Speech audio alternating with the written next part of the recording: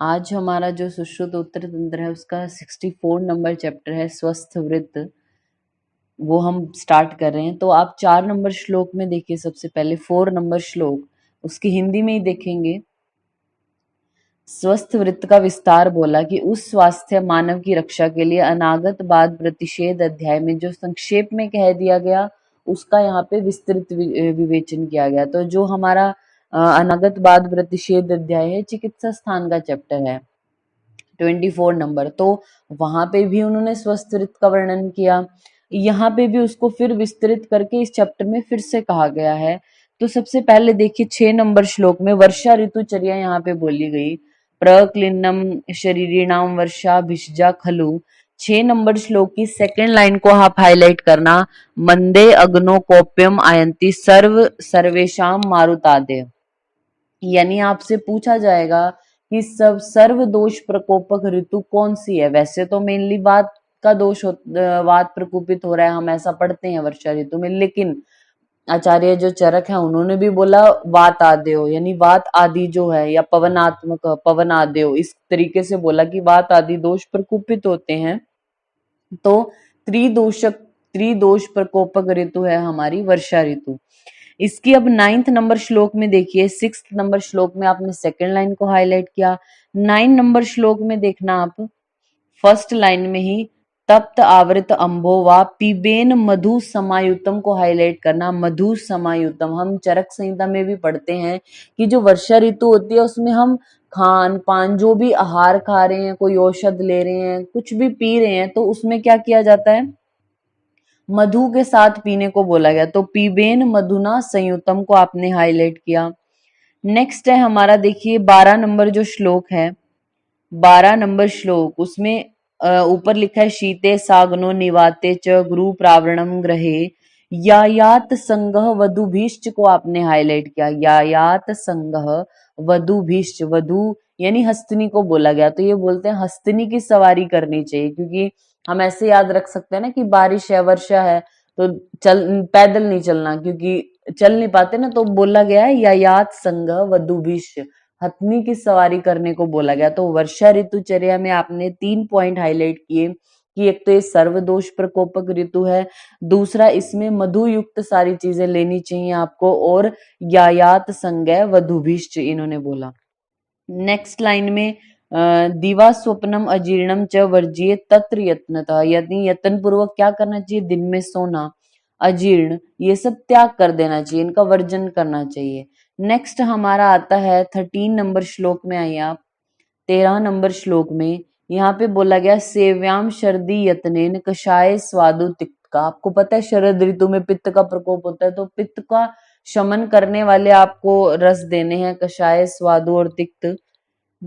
14 number श्लोक में देखिए आप, 14 में श्वेतस्त्र चंद्र पादा प्रदोषे लघु च अम्बरम को आप हाईलाइट कर लीजिए। प्रदोषे लघु च अम्बरम, प्रदोष काल होता है रजनी मुखम। रजनी मुखम मीन्स रात्रि का जो पहला प्रहर है उसमें बोला गया कि लघु मतलब हल्के, अंबर मतलब वस्त्र, यानी हल्के वस्त्र पहनने को बोला गया प्रदोष काल में, शरद ऋतु में। फिर सबसे लास्ट जो लाइन है 20 नंबर श्लोक है हमारा, 20 नंबर श्लोक में भजे शारदम माल्यम सिधु पानम च युक्तितः को आपने हाईलाइट किया। सिधु पानम च युक्तितः यानी युक्ति पूर्वक सिधु का पान करना चाहिए। तो आपने 2 चीजें शरद ऋतुचर्या में आचार्य जो सुश्रुतन के अकॉर्डिंग याद रखनी है कि युक्ति पूर्वक सिधु का पान वो शरद ऋतु में बोलते हैं, और प्रदोष काल में लघु अंबर प्रयोग करने को बोला गया है। नेक्स्ट है हमारी 21 से लेके 31 नंबर श्लोक तक हेमंत ऋतुचर्या के बारे में बोला गया। इसमें देखिए आप 22 नंबर श्लोक में ततस्तु शीतम आद्यम वायुस्तत्र प्रकूपति कोष्ठस्थ शीत संपर्शात दंतः पीड़िको कृतो अनलः रसम उच्छ्रियाश आशु तस्माद स्निग्धम तथा हितम। ये हम आचार्य जो हमारे चरक है उनके अकॉर्डिंग भी पढ़ चुके हैं कि हेमंत ऋतुचर्या में क्या होता है, यानी हेमंत ऋतु में क्या होता है, आपको पता है ठंड है तो बाहर बहुत ज्यादा शीतता होती है। क्या होगा, बाहर की शीतता की वजह से और हमारी जो बॉडी है उसमें क्या होगा, जो जठराग्नि है वो अंदर ही अंदर बढ़ती रहती है, तो शीत स्पर्श से वो पिंडित हो जाती है जो जठराग्नि और बढ़ती रहती है। आहार का क्या करने लग जाती है, शोषण करने लग जाती है, सुखा देती है चीजों को। तो इसलिए हमें जो सर्दियां होती हैं उसमें ही तो स्निग्ध भोजन आप जैसे बनाते हैं ना घर पे, कई जगह ऐसा होता है कि मिठाई जो बनाने का काम है, जो लड्डू आदि बनाते हैं तो वो सर्दियों में ही बनाए जाते हैं, आपने देखा होगा। तो क्या स्निग्ध आहार करने को बोला गया है उस टाइम पे। 36 नंबर श्लोक में, 36 में देखिए आप सेकेंड लाइन में, 36 में सुख अंबुना च सर्व अर्थान सेवेत कुसुमागमे।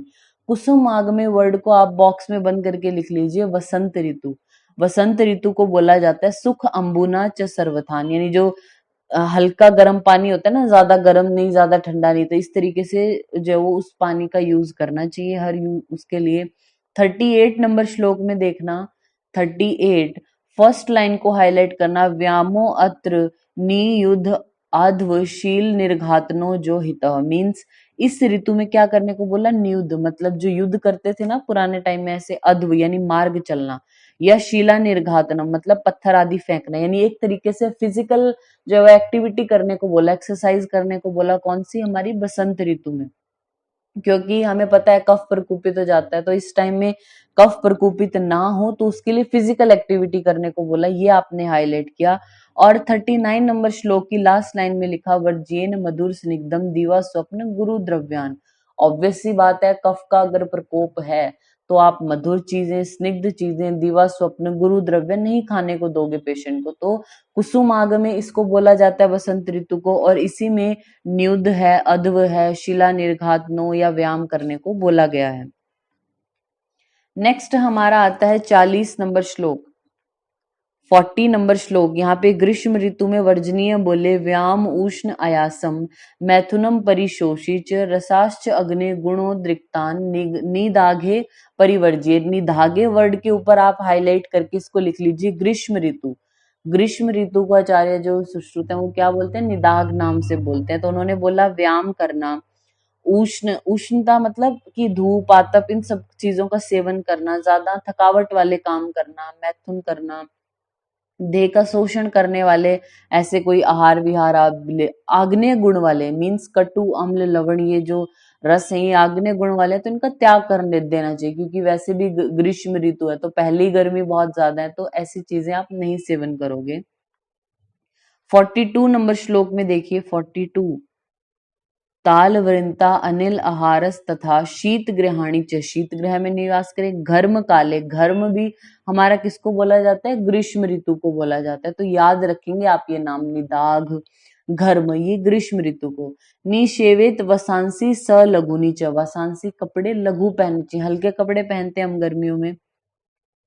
और इसमें बोला शर्करा खंड आदि दिग्दान सुनिग हिम चीजें, मतलब गर्मियों में तो आप बिल्कुल ठंडी चीजें, कोल्ड ड्रिंक हो गया या फिर रुआवजा, ये सब क्या गर्मियों में पीते हैं ना, तो क्या है, शर्करा खंड दिग्दान, शर्करा खंड युक्त जो सुगंधित हैं, ठंडी द्रव्य हैं शर्करा युक्त, वो पीने को बोला। 45 नंबर श्लोक में देखिए, प्रत्यय अग्रम कुसुमा किरणे शयने हरमे स्थिते, हरमे बोल देते हैं जो ऊपर वाला पार्ट होता है, हरमे स्थिते मीन्स छत के ऊपर सोने को बोला। क्या है इस कहने का मतलब, कि आजकल तो अब देखिए सबके घर में होता है ना एसी है, सब कुछ चेंज हो गया अब इन्होंने, पहले के बारे में बोला गया हरमे मस्तके, मतलब घर का जो छत है उसके ऊपर सोने को बोला गया था, जस्ट कि इसलिए कि थोड़ा सही लगे, मतलब बाहर हवा लगेगी ना उसको छत पे, तो उसके लिए बोला गया। तो शयने हरमे मस्तके आप याद रखना, इसको घर्म काल भी बोलते हैं, निदाग बोलते हैं, ये याद रखना है।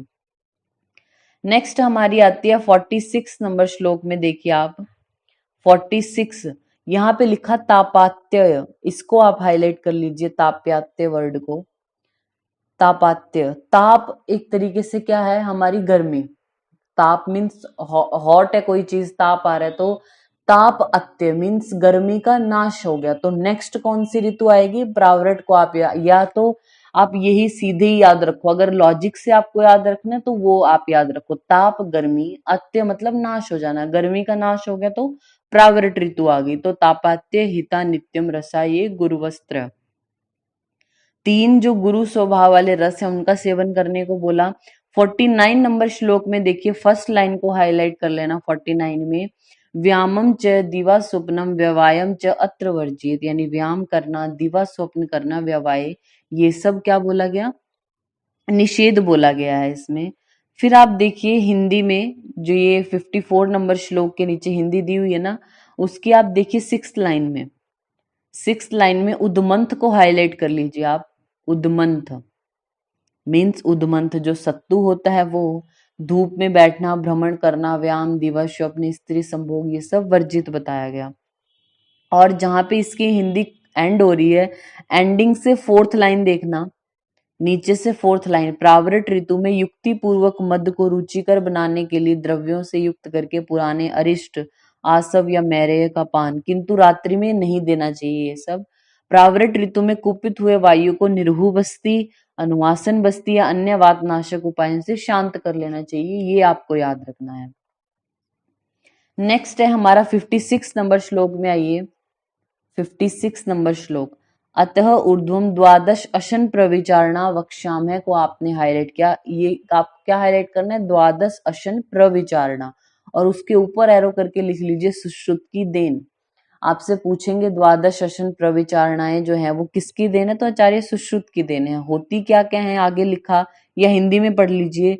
शीत, उष्ण, स्निग्ध, रुक्ष, द्रव, शुष्क, एक कालिक, द्विकालिक, औषध युक्त, मात्राहीन, प्रशमन कारक, वृत्ति योजक आहार, यानी किस तरीके, अशन मीन्स खाने को आप बोलते हो, 12 तरीके से आप किसी पेशेंट को, किसी भी व्यक्ति को आहार दे सकते हैं। वो कैसा, 57 में अब बताया गया शीत आहार। शीत आहार किसको दोगे, जो उष्णता से पीड़ित है, मद का, दाह का पेशेंट है, रक्त पित्त का पेशेंट है, तो उनको शीतल आहार दोगे। इनमें याद कुछ नहीं रखना आपने, बस याद रखिए द्वादश अशन प्रविचारणाएं सुश्रुत की देना, और कौन कौन सी होती है नाम याद रखना।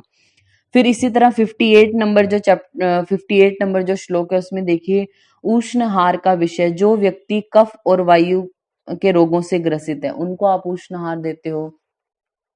59 नंबर श्लोक की हिंदी में देखिए स्निग्धाहार किसको देते हो, वात प्रकृति वालों को, या जिनका शरीर रुक्ष हो गया है, अति स्त्री संभोग से जो दुर्बल है, व्यायाम करने वाले हैं, उनको स्निग्धाहार दिया जाता है।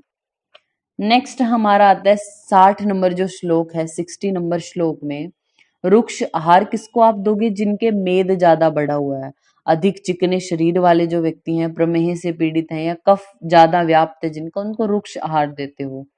फिर 61 में बताया गया द्रव लिक्विड किसको दोगे, जिनकी देह सूख गई है, तृष्णा से जो पीड़ित है, तो लिक्विड ही देते हैं ना पीने को। नेक्स्ट है 62 में, बस जस्ट अंडरलाइन कर लेना कुछ कुछ वर्ड्स की कौन कौन सी व्याधियां या फिर किन प्रकृति वालों को क्या ज्यादा खाने को बोला। शुष्क भोजन करने को बोला, कुष्ठ या विसर्प वाले रोग हैं इनमें। फिर 63 में आप हाईलाइट करना, एक काले भवे दयाम दुर्बल अग्नि विवृद्धे, एक काल से एरो कर दीजिए दुर्बल अग्निवृद्धि, यानी जिसकी अग्नि दुर्बल थी उसको बढ़ाने के लिए आप क्या दोगे, एक कालिक भोजन दोगे, सिर्फ एक ही टाइम दिन में खाने को बोलोगे।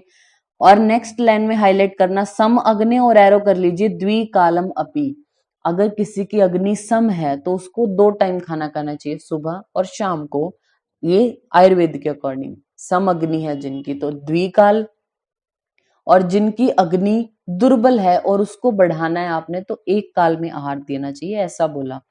नेक्स्ट 64 नंबर श्लोक में देखिए औषध युक्त और मात्राहीन आहार के विषय में बोला गया कि जो औषध से द्वेष करते हैं उनको तो आहार में मिला के आप मेडिसिन दे सकते हो। सेकंड लाइन को हाईलाइट करना, मंद अग्नि रोगिणे चे मात्राहीनम सश्यते। अब देखिए जो मंद अग्नि वाले हैं उनको मात्राहीन भोजन देना चाहिए। अब आपको श्लोक के वर्ड्स जो लिख के आएंगे उन पे ध्यान देना है। देखिए हमने एक काल में क्या पढ़ा, जिनकी दुर्बल अग्नि है उसको बढ़ाने के लिए, दुर्बल अग्नि विवृद्धे तो एक काल भोजन, और मंद अग्नि वाले रोगियों को, सिर्फ मंद अग्नि वालों को मात्राहीन आप आहार देते हो, ठीक है, मात्रा में कम दिया जाएगा। 65 में देखिए बोला यथा ऋतु आहार से क्या होगा, यथा ऋतु से अगर आप आहार दोगे तो आहार क्या होगा, वो दोष प्रशामक होगा, दोष प्रकूपित नहीं होंगे। नेक्स्ट हमारा इसमें आता है 67 नंबर श्लोक में आइए आप। 67 यहाँ पे क्या बोला, अतः ऊर्ध्वम 10 औषध काल वक्ष्यामः, औषध काल 10 बोलते हैं आचार्य सुश्रुत, आप पेज के टॉप पर लिख लीजिए। औषध काल, हेडिंग है औषध काल, हम विभिन्न आचार्यों के अकॉर्डिंग आपको बताएंगे। तो पहले लिखिए चरक इज इक्वल टू 10। चरक ने औषध जो सेवन काल है वो 10 बताए, सुश्रुत ने 10, अष्टांग हृदय 10, अष्टांग संग्रह 11, और 11 की ब्रैकेट में लिख लीजिए 10 प्लस निशी। निशी मीन्स रात्रि वाला ऐड किया है इन्होंने। चरक, सुश्रुत और अष्टांग हृदय 10। वाग्वट है जो, मतलब वाग्वट तो अष्टांग हृदय वाले भी हैं, लेकिन अगर आपको क्वेश्चन इस तरीके से पूछा गया कि वाग्वट अनुसार जो औषध सेवन काल हैं वो कितने हैं, तो 11 आंसर जाएगा। अष्टांग संग्रह को हम मानते हैं तो अष्टांग संग्रह 11, अष्टांग हृदय 10 और षडंगर लिख लीजिए 5। आई रिपीट, चरक ने बोले हैं 10 औषध काल, सुश्रुत ने 10, अष्टांग हृदय ने 10, अष्टांग संग्रह ने 11 और षडंगर ने 5। उसके बाद अब 68 नंबर श्लोक है, उसको जस्ट हिंदी में हम देखेंगे। अभक्त काल निरूपण, यानी जिसमें केवल औषध का ही आप दे रहे हो तो उसको अभक्त काल कहा गया। नेक्स्ट है हमारा 69, अभक्त औषध सेवन काल का फल क्या है, किसको आप दोगे। अन्न सेवन वर्जित करके केवल औषध का प्रयोग करना, तो औषध अधिक शक्तिशाली होगी इसमें। थर्ड लाइन में देखना, यदि बालक, वृद्ध, स्त्री, अन्य कोई कोमल प्रकृति का है तो अत्यंत ग्लानि और बल क्षय को प्राप्त होते हैं। यानी इस प्रकार की औषध जो सिर्फ आप मेडिसिन दे रहे हो, पेशेंट को खाना नहीं खा रहा वो, तो ऐसा जो है ये इस तरीके का ट्रीटमेंट बालक, वृद्ध, स्त्रियों इनमें नहीं देना चाहिए, क्योंकि उनमें ज्यादा ग्लानि और बल क्षय करने वाला होता है। तो ग्लानि और बल क्षय वर्ड है जो, उसको आप हाईलाइट कर लीजिए, ये याद रखना है आपने। नेक्स्ट है हमारा दूसरा जो औषध काल है वो है 70 नंबर श्लोक में प्राग भक्त। मीन्स प्राग का मतलब होता है पहले, तो प्राग भक्त मतलब खाना खाने से पहले अगर आप मेडिसिन देते हो, दैट इज प्राग भक्त। इससे क्या होगा, 71 नंबर श्लोक में लिखा है, भोजन से पूर्व ली औषध शीघ्र ही पाचन हो जाती है और शरीर के बल को नष्ट नहीं करती। और थर्ड लाइन में देखना, इसीलिए प्राग भक्त औषध विरुद्ध बालक, डरपोक, दुर्बल स्त्रियों के लिए हितकारक होती है, दी जा सकती है। 72 में देखना, अधोभक्त। अधोभक्त का मतलब क्या होता है, अधो मीन्स बाद में होता है ना, नीचे की तरफ, तो अधो का मतलब भोजन के बाद जब आप मेडिसिन देते हो। नेक्स्ट है 73 में मध्य भक्त, मतलब औषध जब भोजन करने के मध्य में दी जाए उसको मध्य भक्त बोलते हैं। 74 में इसके फल क्या होता है, इसका रिजल्ट क्या है, उसके गुण बताए गए कि अगर भोजन खाकर आप औषध देते हैं तो शरीर के जो ऊर्ध भाग हैं उनके रोगों को नष्ट करती है, बल देती है। अगर भोजन के मध्य में खाते हो तो इधर उधर ना फैल सके, मतलब कोष्ठ में ही रह के रोगों को नष्ट करती है। 75 नंबर श्लोक में देखिए, अंतरा भक्तम बोला गया, यानी पूर्व या फिर सायकाल के भोजन के जब मध्य में आप मेडिसिन देते हो। अंतरा मीन्स 2 मील्स के बीच में जब आप दे रहे हो, सुबह आपने खाना खाया, देन आप दोपहर में उसको मेडिसिन दे रहे हो और फिर रात को फिर वो खाना खा रहा है, दैट इज अंतरा भक्तम। नेक्स्ट है हमारा 76 में सभक्तम। तो जब आप सभक्तम मतलब खाने के साथ मिश्रित करके जब आप उसको दे रहे हो उस तरीके से, तो सभक्त और अंतरा भक्त के गुण यहाँ पे बोले गए 77 नंबर श्लोक में। थर्ड लाइन में देखना आप हिंदी में, भोजन के मध्य में सेवन की हुई औषध हृदय के लिए हितकारी, मन के बल को बढ़ाने वाली और पाचक अग्नि को दीपन करने वाली होती है। फिर 78 में बताया गया सामुद्र, यानी जब औषध आप भोजन के प्रारंभ में और भोजन के अंत में से 2 बार लेते हो उसको सामुद्र बोलते हो। 79 में फर्स्ट 3 वर्ड हाईलाइट करना, दोषे द्विधा प्रविस्तृते, मतलब जब दोषों की स्थिति द्विधा हो, मतलब दोष शरीर के ऊर्ध्व या अधो भाग 2 जगह पे फैले हुए हैं, तब आप क्या देते हो, सामुद्र जो औषध है वो दी जाती है, ये याद रखना है आपने। तो दोषा द्विधे प्रविष्टे, तो सामुद्र औषध दी जाती है, 2 बार देंगे ना, दोनों जगह है तो। फिर है 80 नंबर श्लोक में मुहुर मुहुर के लिए बोला गया, जो औषध सभक्त अभक्त, यानी बार बार आप दे रहे हो। जैसे अगर आप कफ सिरप देते हो किसी पेशेंट को पीने को, तो बोलते हैं ना कि 3 बार आपने लेना है, ये तो कई बार ले रहा है ना वो दिन में, दैट इज मुहुर मुहुर औषध। 81 में हाईलाइट करना, श्वासे मुहुर मुहुर अति प्रसृते च कासे हिक्का वमीशु च, हाईलाइट किया आपने, श्वास, कास, हिक्का और वमन। जिसको वॉमिटिंग हो रही है पेशेंट को, श्वास है, कास है और हिक्का है, उनको मुहुर्मुहु औषध देने को बोला। आप पेज के बॉटम पर यहाँ इसके आगे लिख लीजिए चरक, चरक और एरो करके लिखिए हिक्का में सामुद्र औषध। आचार्य चरक जब वर्णन करते हैं औषध सेवन काल का तो उन्होंने बोला हिक्का में सामुद्र देनी है, श्वास, कास और पिपासा में मुहुर्मुहु। ये डिफरेंस जो है वो दोनों में याद आपने रखना है। चरक बोलते हैं हिक्का में सामुद्र दो, सुश्रुत ने हिक्का को भी मुहुर में रखा है, ये याद रखना है। चरक बोलते हैं हिक्का सामुद्गे देयम और श्वास कास पिपासा सु मुहुर। नेक्स्ट है हमारा 82 में ग्रास औषध। मीन्स जब आप औषध को भोजन के पिंड मीन्स एक बाइट लेते हैं ना, जब आप खाना है आपने एक बाइट ली तो उस बाइट के साथ जब आप चित करके देते हो दैट इज ग्रास औषध। फिर आता है हमारा 83 में ग्रासांतर। मीन्स आपने एक बाइट खाने खाई, फिर मेडिसिन ली, फिर एक बाइट ली तो उसको ग्रासांतर, दो ग्रासों के बीच में जो दी जाती है। फिर इसी पेज पे बॉटम में एक श्लोक लिखा, ग्रासेशु चूर्णम बल्म अग्निशु दीपनियम वाजी कर्णम अपि तु योजित। नेक्स्ट पे आइए आप, 84 नंबर श्लोक के नीचे हिंदी लिखी हुई है, ग्रास या ग्रासांतर अगर आप औषध देते हो तो उससे होगा क्या। बोला जाता है जो व्यक्ति दुर्बल हो, यानी जिसकी पाचक अग्नि को आपने दीप्त करना है, जैसे हिंगवाष्टक अगर चूर्ण दे रहे हो आप, चित्रक आदि चूर्ण दे रहे हो तो भोजन के कवल में, मतलब पहला जो कवल होता है उसमें मिलाकर देने का प्रयत्न करें। वाजीकरण जो चूर्ण आदि देते हैं वो भी आपको ग्रास के रूप में देने चाहिए। फिर आगे बोला गया कि ग्रासांतर के लिए इसी प्रकार श्वास आदि जो व्याधियां उनमें वमन कारक अगर आप औषध दे रहे हो तो ग्रासांतर देनी चाहिए। इसके विमर्श में देखिए, विमर्श में हिंगवाष्टक चूर्ण की जो लाइन है उसको आप हाईलाइट कर सकते हैं। त्रिकटुकम अजमोदा सैंधवम जीरके द्वे समधर्णम धृतानाम अष्टमो हिंगु भाग प्रथम कवल भुक्तम सर्पिशा चूर्णम एतत् जनयंती जठराग्नि वात रोगाश्च हन्याद। हाईलाइट कर लीजिए इस वर्ड को, आपको याद रखना है, ये कंटेंट इसके याद रखना है। हिंगवाष्टक चूर्ण के त्रिकटु है, अजमोदा है, सैंधव है, दो प्रकार का जीरा है और घृत है, यानी 8 ये हो गए।